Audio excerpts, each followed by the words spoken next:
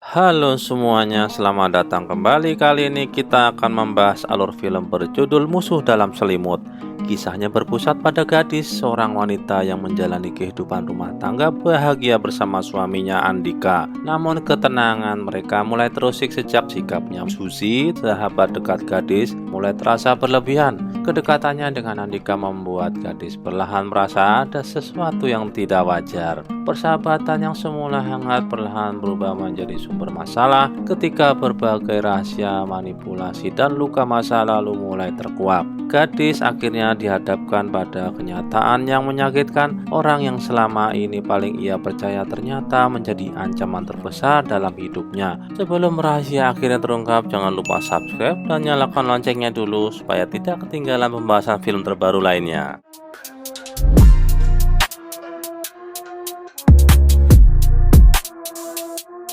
Malam harinya, sebelum pulang, gadis menyempatkan diri beribadah. Namun saat berada di area parkir, Indarto kembali muncul dan mulai mengganggunya lagi. Indarto terus melontarkan ucapan yang menyakitkan sambil memojokkan gadis.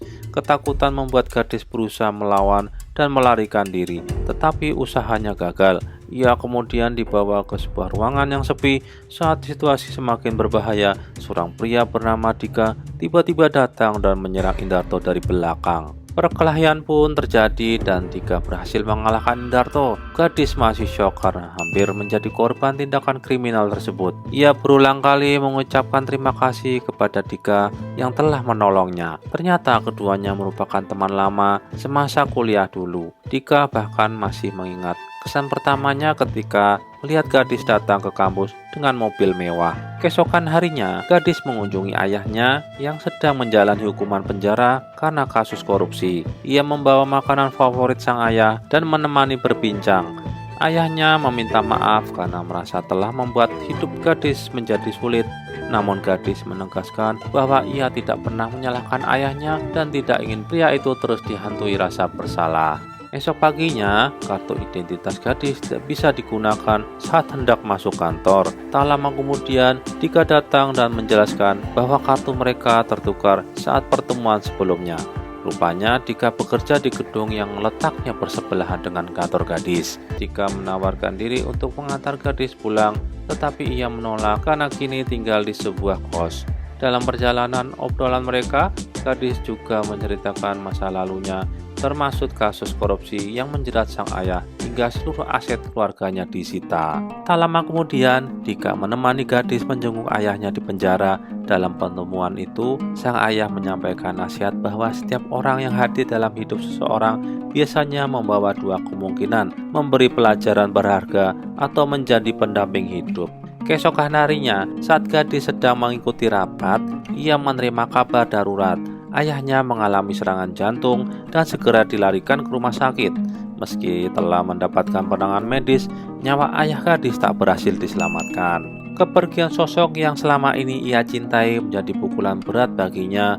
Waktu berlalu beberapa bulan dan kehidupan gadis memasuki babak baru. Ia resmi menikah dengan Dika. Rumah tangga mereka dipenuhi kebahagiaan dan momen-momen romantis. Pada suatu pagi, ketika Dika berangkat kerja, gadis melihat seekor kucing berkeliaran di halaman rumahnya. Kucing tersebut ternyata milik tetangga barunya yang bernama Susi. Mereka pun saling mengenali karena pernah bertemu sebelumnya saat insiden hampir tertabrak mobil. Keduanya cukup terkejut mengetahui bahwa mereka kini tinggal berdekatan. Saat gadis bersiap pergi berbelanja ke supermarket, Susi menawarkan tumpangan karena kebetulan memiliki tujuan yang sama. Di tengah aktivitas berbelanja, pembicaraan mereka mengarah pada rencana memiliki anak. Susi menyarankan gadis mulai mempersiapkan program kehamilan, tetapi gadis merasa belum terburu-buru karena usia pernikahannya masih sangat muda. Berbeda dengan dirinya, Susi mengaku sangat ingin memiliki anak. Ia pernah mengandung pada tahun sebelumnya, namun kehilangan bayinya sebelum sempat lahir. Dokter sempat mengatakan bahwa bayi yang dikandung Susi berjenis kelamin laki-laki. Gadis berusaha menghibur dan mendoakan agar Susi kembali diberi kesempatan memiliki buah hati. Namun kenyataan jauh lebih menyedihkan. Karena komplikasi yang dialaminya, rahim Susi harus diangkat melalui operasi. Gadis turut bersimpati dan berharap Susi tetap kuat menghadapi cobaan hidupnya. Di saat yang sama, ia juga mengetahui bahwa Susi sudah berpisah dengan suaminya. Malam harinya, saat gadis tiba di rumah, ia memperkenalkan Susi kepada Dika. Esok paginya, Susi kembali mengajak gadis berolahraga bersama. Awalnya gadis menolak karena harus menyiapkan sarapan untuk suaminya. Namun Dika justru menyuruhnya pergi dan mengatakan bahwa ia bisa mengurus sarapannya sendiri. Mendengar hal itu, Susi tampak kagum dan berharap suatu hari memiliki pasangan yang perhatian seperti Dika. Di dalam rumah, Dika telah menyiapkan sebuah hadiah khusus untuk istrinya. Hadiah itu membuat suasana menjadi semakin hangat dan romantis. Keesokan paginya, meskipun hendak berolahraga, gadis tetap menyempatkan diri membuat sarapan untuk Dika. Saat mereka bersiap keluar rumah, Susi ternyata sudah menunggu di depan sejak pagi. Dika sempat terkejut melihat penampilan Susi yang berbeda dari biasanya. Tak ingin suasana menjadi canggung, ia segera mengajak gadis berangkat berolahraga. Malam harinya pasangan suami istri itu berencana menikmati makan malam berdua. Namun rencana tersebut terganggu ketika Susi datang berkunjung dan mengajak mereka bermain bersama. Gadis pun menjelaskan bahwa ia dan Dika sudah memiliki agenda lain malam itu. Mendengar hal tersebut, Susi meminta maaf karena merasa telah mengganggunya dan memilih pergi. Akan tetapi gadis merasa tidak enak hati. Ia kemudian bertanya kepada Dika apakah sebaiknya Susi diajak bergabung. Dika menyerahkan keputusan sepenuhnya kepada istrinya. Akhirnya Susi pun diajak ikut makan malam bersama setelah berganti pakaian. Sesampainya di restoran, sebuah kejadian kecil terjadi ketika Susi hampir kehilangan keseimbangan dan refleks ditolong oleh Dika. Momen itu membuat gadis mulai menyadari adanya kecocokan tertentu di antara keduanya. Bahkan saat memesan makanan, Dika dan Susi ternyata memilih tingkat kematangan stik yang sama. Gadis pun bercanda bahwa mereka berdua memiliki banyak kesamaan. Gadis selalu mengabadikan momen tersebut menggunakan ponselnya. Ia berniat mengunggah foto itu. Keesokan harinya, gadis menelepon sahabatnya, Gita. Mereka saling melepas rindu karena sudah lama tidak bertemu. Setelah percakapan berakhir, Gita tanpa sengaja melihat Dika sedang berbicara dengan seorang wanita yang tidak dikenalnya. Karena merasa ada yang janggal, ia diam-diam merekam kejadian itu. Susi sebenarnya memiliki akun media sosial. Diam-diam ia sering melihat foto-foto Dika dan memperhatikan kehidupan rumah tangga pasangan tersebut dari kejauhan. Pada suatu pagi, gadis dan Susi kembali berolahraga bersama. Namun di tengah kegiatan itu, gadis mendadak merasa lemas hingga pingsan. Susi segera membawanya ke rumah sakit. Hasil pemeriksaan menunjukkan bahwa gadis sedang hamil 8 minggu. Kabar tersebut membuat Susi ikut bahagia, meski dalam hatinya tersimpan keinginan besar untuk merasakan hal yang sama. Malam harinya, Susi menjadi orang pertama yang antusias menyampaikan kabar kehamilan itu kepada Dika. Namun perhatian Dika sepenuhnya tertuju kepada gadis dan calon anak mereka. Kebahagiaan pasangan tersebut membuat Susi hanya bisa menyaksikan dari samping. Esok paginya, Susi kembali datang membawa berbagai buah-buahan untuk membantu menjaga kesehatan gadis dan janinnya. Namun perhatian yang terlalu berlebihan mulai membuat gadis merasa tidak nyaman. Menyadari hal itu, Susi meminta maaf dan mengakui bahwa dirinya mungkin terlalu ikut campur dalam momen penting milik sahabatnya tersebut. Susi berjanji akan memberi lebih banyak uang bagi gadis dan Dika.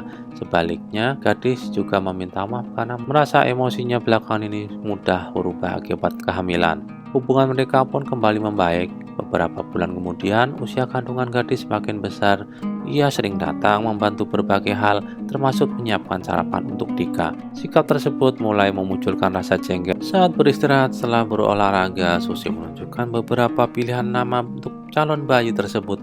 Ia memiliki nama favorit tersendiri, sementara gadis ternyata sudah menyiapkan nama pilihannya jauh-jauh hari, yaitu Rehan. Perbedaan pendapat kecil itu menjadi salah satu tanda bahwa Susi mulai terlalu terlibat dalam urusan keluarga mereka. Ikut bahagia mendengar kabar tersebut. Ia meminta gadis tidak terlalu memikirkan hal-hal yang bisa memengaruhi kondisi kandungannya. Tengah malam, gadis terbangun karena melihat kucing milik Susi berada di dalam rumah. Setelah memeriksa rekaman CCTV, ia menemukan bahwa pintu rumah sempat terbuka karena seorang keluar pada malam hari. Apakah ada sesuatu yang disembunyikan Dika darinya, terutama karena tingkah Susi belakangan terasa semakin aneh. Keesokan paginya, Dika sempat menanyakan keberadaan Susi yang biasanya sudah datang sejak pagi. Saat Suci akhirnya muncul, gadis langsung menyinggung soal kucing yang masuk ke rumah semalam. Pertanyaan itu membuat Susi dan Dika tampak sedikit gugup. Namun pembicaraan mereka terhenti ketika satpam komplek datang berkunjung. Satpam tersebut menjelaskan bahwa ia datang untuk mengembalikan uang. Dika keluar rumah karena membantu kebutuhan mendesak anak satpam yang sedang sakit. Penjelasan itu membuat kecurigaan gadis sedikit mereda. Setelah mengetahui alasan sebenarnya, gadis merasa lega. Ia bahkan memberikan makanan kepada petugas keamanan di komplek tersebut. Namun meskipun kecurigaan yang pertama terbantahkan, benih keraguan di dalam hatinya belum sepenuhnya hilang. Ketika sendirian di rumah, gadis mulai mencari berbagai petunjuk yang mungkin mengarah pada perselingkuhan. Ia memeriksa pakaian Dika dan mencoba menemukan hal-hal mencurigakan, tetapi tidak memperoleh bukti apapun. Di tengah pencarian itu, ia menemukan sebuah kunci rumah yang tidak dikenalnya. Karena bingung, gadis menemukan Gita dan menceritakan semua kegelisahannya. Saat itulah Gita memperlihatkan rekaman yang pernah ia ambil sebelumnya. Dalam video tersebut terlihat Dika sedang berpelukan dengan seorang wanita. Sejak saat itu gadis semakin yakin bahwa wanita tersebut kemungkinan besar adalah Susi. Dengan hati yang hancur, gadis pulang dan tanpa sengaja melihat Dika menuju rumah Susi. Ia segera mengikuti untuk memastikan semuanya sendiri. Dari kejauhan ia menyaksikan momen yang menurutnya sangat intim antara keduanya. Rasa penasaran gadis belum hilang. Saat berkunjung ke rumah Susi, ia memanfaatkan kesempatan untuk mencari bukti yang bisa menjelaskan semua kecurigaannya. Di kamar Susi, ia menemukan pakaian yang terlihat sangat familiar dan cocok dengan sosok wanita dalam rekaman milik kita. Susi mulai menyadari ada yang tidak beres ketika gadis terlalu lama berada di dalam kamar. Sementara Susi pergi mengambil air minum, gadis diam-diam mengambil kartu nama yang tergeletak di meja. Sesampainya di rumah, ia menggunakan informasi tersebut untuk menelusuri akun media sosial Susi. Di sana ia menemukan banyak foto yang memperlihatkan kedekatan Susi dengan Dika. Tepat ketika perasaannya semakin kacau, sebuah panggilan masuk dari Dika muncul di ponselnya. Meski hatinya sudah dipenuhi kecurigaan, gadis berusaha tetap tenang. Kemudian Dika mengatakan bahwa dirinya harus bekerja lembur malam itu. Namun bagi gadis, alasan tersebut terdengar semakin sulit dipercaya. Di saat yang sama, ia melihat Susi memesan taksi online dan pergi ke sesuatu tempat. Rasa penasaran membuat gadis meminta bantuan Samsul, satpam komplek, untuk mengikuti kendaraan yang ditumpangi Susi. Sayangnya, usaha mereka tidak berjalan mulus karena mobil tersebut hilang dari pantauan di tengah perjalanan. Saat mencoba mencari petunjuk lain, gadis teringat kartu nama yang pernah ia ambil. Dari situ ia menemukan alamat lain selain rumah yang selama ini dikenalnya. Penemuan itu membuat gadis langsung mengingat kunci misterius yang sempat ia temukan sebelumnya. Ternyata kunci tersebut cocok dengan rumah kedua milik Susi. Saat masuk ke dalam, ia melihat berbagai barang pribadi milik Susi, termasuk foto bersama ibunya. Namun yang membuatnya benar-benar terkejut adalah keberadaan barang-barang milik Dika dan sebuah foto pernikahan yang memperlihatkan Dika serta Susi sebagai pasangan suami istri. Kenyataan itu membuat gadis kehilangan simbangan hingga akhirnya pingsan. Cerita kemudian beralih ke masa lalu. Terungkap bahwa Dika memang suami sah Susi. Suatu ketika Susi harus menjalani operasi darurat karena kondisi kehamilan yang sangat berbahaya. Demi menyelamatkan nyawanya, dokter terpaksa mengangkat kandungannya. Penderitaan Susi semakin bertambah ketika ia mengetahui bahwa rahimnya juga harus diangkat akibat komplikasi serius. Dika menyetujui tindakan medis tersebut karena tidak ingin kehilangan wanita yang dicintainya. Sejak saat itu, Susi hidup dalam kesedihan yang mendalam. Ia sangat mendambakan kehadiran seorang anak karena ingin merasakan dan memberikan kasih sayang yang selama ini kurang ia dapatkan untuk mengadopsi anak. Hal tersebut belum mampu mengobati luka di hati Susi. Melihat istrinya terus terpuruk, Dika berjanji akan melakukan apa saja demi mengembalikan kebahagiaannya. Dari situlah muncul rencana yang sangat tidak biasa. Susi menunjukkan sosok gadis kepada Dika, seorang wanita yang wajahnya dianggap memiliki kemiripan dengannya. Dalam pikirannya, jika Dika memiliki anak bersama gadis, maka anak tersebut akan menjadi pengganti impian yang selama ini hilang. Susi kemudian memohon kepada Dika untuk menikahi gadis sebagai bagian dari rencana tersebut. Waktu berjalan, Susi mulai merasa tidak nyaman ketika mengetahui bahwa Dika ternyata pernah memiliki ketertarikan kepada gadis sejak masa kuliah. Kecemburuan perlahan tumbuh di dalam dirinya. Dika berusaha menjelaskan bahwa sejak awal dirinya tidak pernah menginginkan situasi seperti ini. Namun Susi justru semakin takut kehilangan suaminya. Ia mulai khawatir Dika benar-benar jatuh cinta kepada gadis, wanita yang mampu memberikan sesuatu yang tak bisa lagi ia berikan, yaitu seorang anak. Hubungan mereka pun semakin dipenuhi ketegangan dan rasa curiga. Pada akhirnya Susi menyiapkan dokumen perceraian dan meminta Dika segera menyelesaikan semuanya setelah bayi lahir. Namun Dika marah karena merasa gadis hanya dianggap sebagai alat untuk mencapai tujuan mereka. Menurutnya, mereka telah melakukan kesalahan besar terhadap wanita yang tidak mengetahui apa-apa.